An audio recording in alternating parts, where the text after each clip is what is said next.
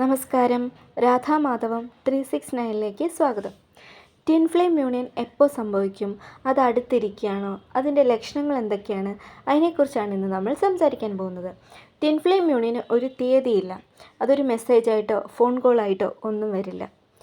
Twin flame വിശ്വാസത്തിൽ പറയുന്നത് അത് നമ്മുടെ ഉള്ളിൽ സംഭവിക്കുന്ന ഒരു മാറ്റമാണ് ട്വിൻ ഫ്ലെയിം യൂണിയൻ എന്ന് പറയുന്നത്. അപ്പോൾ എന്തൊക്കെയാണ് ട്വിൻ ഫ്ലെയിം യൂണിയൻ ലക്ഷണങ്ങളെന്ന് നമുക്ക് നോക്കാം. ആദ്യത്തെ ലക്ഷണം, ചേസിങ് അവസാനിപ്പിച്ച് നിങ്ങൾ മുന്നോട്ട് പോകുന്നു എന്നതാണ്. അവരെന്ത് ചെയ്യുന്നു, അവരെന്തുകൊണ്ട് എനിക്ക് മെസ്സേജ് അയക്കുന്നില്ല, എന്തുകൊണ്ട് കാണാൻ വരുന്നില്ല, എന്തുകൊണ്ട് വിളിക്കുന്നില്ല എന്നൊരു ചിന്തയൊക്കെ അവസാനിപ്പിച്ച് നിങ്ങളുടെ ശ്രദ്ധ നിങ്ങളുടെ ജീവിതത്തിലേക്ക് മാറ്റുന്നു. അതാണ് ആദ്യത്തെ ലക്ഷണം. രണ്ടാമത്തത് ഇന്നർ പീസ്. പുറത്തൊന്നുമല്ല നിങ്ങൾ മാറേണ്ടത്, നിങ്ങളുടെ ഉള്ളിലാണ് നിങ്ങൾ മാറ്റം അനുഭവിക്കേണ്ടത്, നിങ്ങളുടെ ഉള്ളിലാണ് സമാധാനം അനുഭവപ്പെടേണ്ടത് എന്നൊരു ചിന്ത. അതാണ് രണ്ടാമത്തെ ലക്ഷണം. മൂന്നാമത്തത് സെൽഫ് ലവ് വർദ്ധിപ്പിക്കുക എന്നതാണ്. മറ്റൊരാളിൽ നിന്ന് സന്തോഷം കണ്ടെത്തുക എന്നതല്ല, എൻ്റെ സന്തോഷം എൻ്റെ ഉള്ളിലാണ് എന്നുള്ളൊരു തിരിച്ചറിവ്. നിങ്ങൾ നിങ്ങളെ തന്നെ സ്വയം ശ്രദ്ധിക്കാൻ തുടങ്ങുന്നു.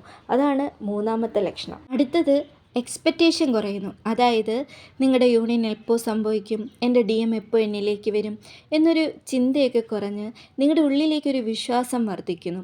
അതാണ് നാലാമത്തെ ലക്ഷണം. അടുത്തത് ജീവിതം മുന്നോട്ട് കൊണ്ടുപോകുന്നു.